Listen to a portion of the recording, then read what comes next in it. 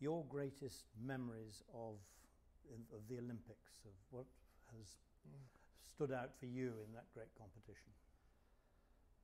The Olympics of trying to win the design bid, or the Olympics of just the Olympics? Just the Olympics to start with. Well, I'm a huge fan of any Olympian. To think that the training that these ladies and men go through for having a shot once every 4 years to win a gold medal or a silver or a bronze.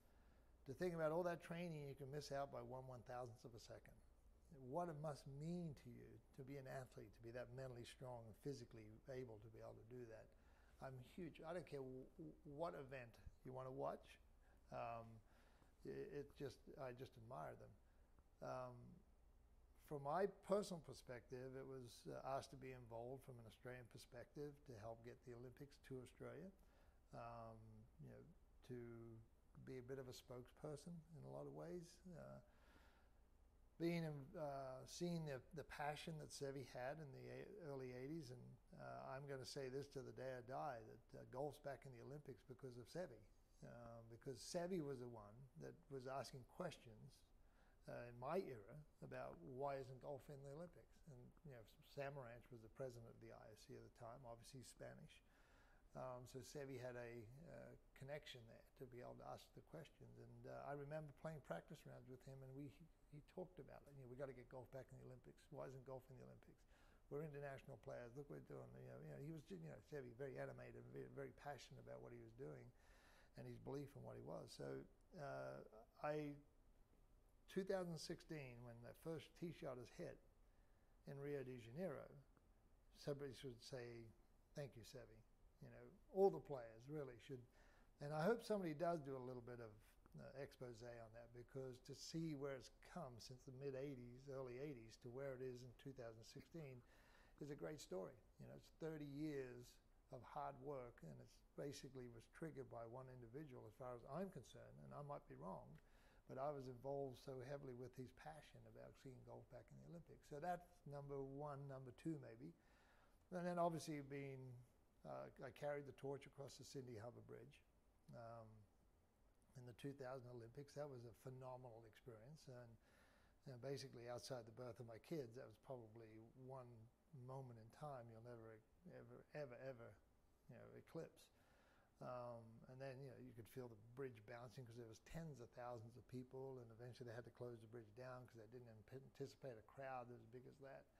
And then the closing ceremony, when I hit off a shark platform, hitting plastic golf balls into the gallery, and seeing the athletes down below just going, jumping up and down and just want to be involved. And I thought, God, I want to be one of them one day. I'd love to be playing for a gold medal in the Olympics.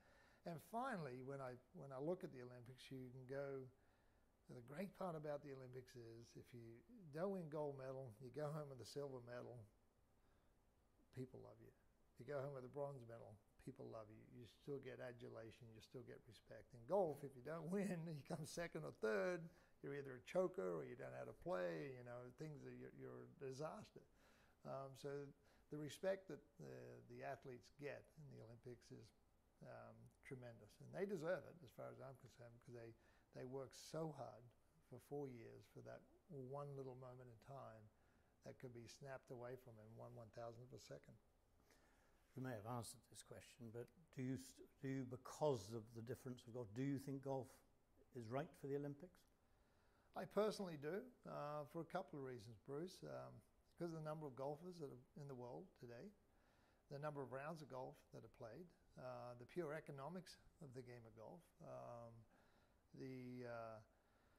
and the fact the game of golf is played for centuries. There's so much history behind our game, from President of the United States playing it to prime ministers of different countries playing the game, to the love the sport has across the board. I cannot see any reason why it shouldn't be. I can understand from an IOC's perspective, from a pure cost factor of bringing a sport into the Olympics and what it costs the IOC to get that sport into the Olympics. that has to be a huge factor on it, because golf is not an easy sport to host. No question, 2016 is a prime example, leading into Rio, to get golf there.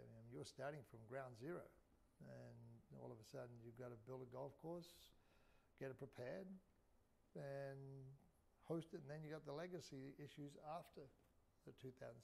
So it's a monumental undertaking no matter where we go with the game of golf in the Olympics, and to maintain that, we have to do it right the first time. And if we screw it up this time, and golf doesn't get voted back in 2020, then shame on all of us, Bruce. Shame on the media, shame on us, shame on the players, shame on the designers, shame on everybody, because there's no reason why we shouldn't be in the Olympics for every Olympics game that's played going into the future. So we have to do it right this time. We have to show the IOC, and whoever's the winning designer has to go beyond just not designing the golf course. You have to go out there and carry the banner until 2016 and beyond, to show that, a little bit more respect to our sport and to the future of our sport needs to be paid attention. You need to carry that banner saying, okay, what can I do to keep golf in the Olympics? Greg, is always fascinating. Some of these things I do, and you almost know the answer you're going to get. Always interesting with you, and thank you for your time. Thanks, Bruce.